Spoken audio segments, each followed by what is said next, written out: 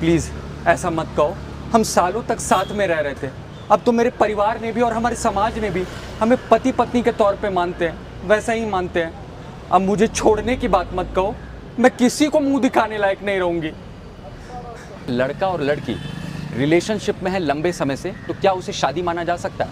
आज हम आपको एक ऐसा कानूनी जानकारी देने जा रहे हैं जहां पर अगर एक पुरुष और महिला लंबे समय से रिलेशनशिप में है तो ऐसी परिस्थिति में कानून उसे विवाह मान लेता है, यानी शादी मान लेता है। जी आपने सही सुना। जानकारी जानने के लिए वीडियो को अंत तक देखना जरूरी है।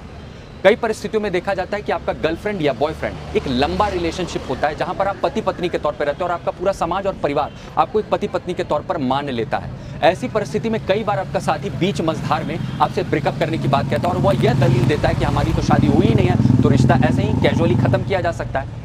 लेकिन उच्चतम न्यायालय ने कई मुकदमों में यह फैसला दिया है कि जहां पर एक पुरुष और महिला लंबे अरसे से साथ में रह रहे हैं, पति पत्नी के ही जैसे और तौर पर वैसे ही उनका रिश्ता है, तो ऐसी परिस्थिति में प्रिजम्पशन ऑफ मैरिज होता है, यानी कि शादी का पूर्वाधारण होता है। और उस परिस्थिति में उस कपल को शादीशुदा कपल की तरह सारे अधिकार मिल जाते हैं। जी हाँ, यानी कि उसको फिर वैध विवाह मान लिया जाता है, प्रिजम्पशन ऑफ मैरिज होता है। ऐसी परिस्थिति में आपको कुछ बिंदुएं हैं जो कि साबित करना जरूरी है। सबसे पहले ये जो रिलेशनशिप था एक लंबा रिलेशनशिप था, लॉन्ग टर्म, यानी कि ये कोई कैजुअल रिलेशनशिप नहीं था। साथ ही साथ ये आपका जो परिवार और समाज ये एक्सेप्ट करे कि हाँ, इनको देख करके एक पति पत्नी के तौर पे ही ये इनका रिश्ता था, उसी तरीके से ये रहते थे, बिल्कुल क्लोज। ऐसी परिस्थिति में ये मैरिज को प्रिज्यूम माना जाएगा।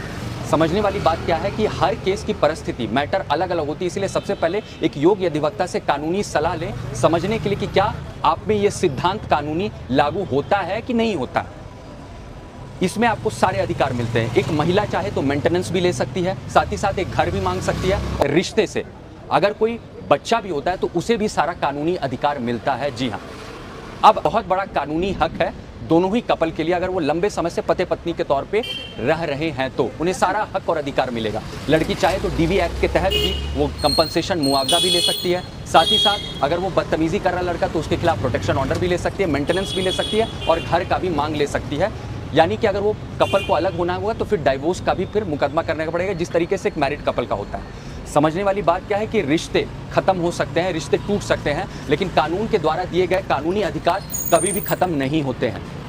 इसीलिए चुप मत बैठिए, समय रहते अपना आवाज़ उठाइए, क्योंकि आपके अपने आपका साथ छोड़ सकते हैं लेकिन कानून कभी भी आपका साथ नहीं छोड़ता। बस देर है आपको कानून का हाथ थामने की, क्योंकि वो आपको हमेशा आपके साथ खड़ा मिलेगा।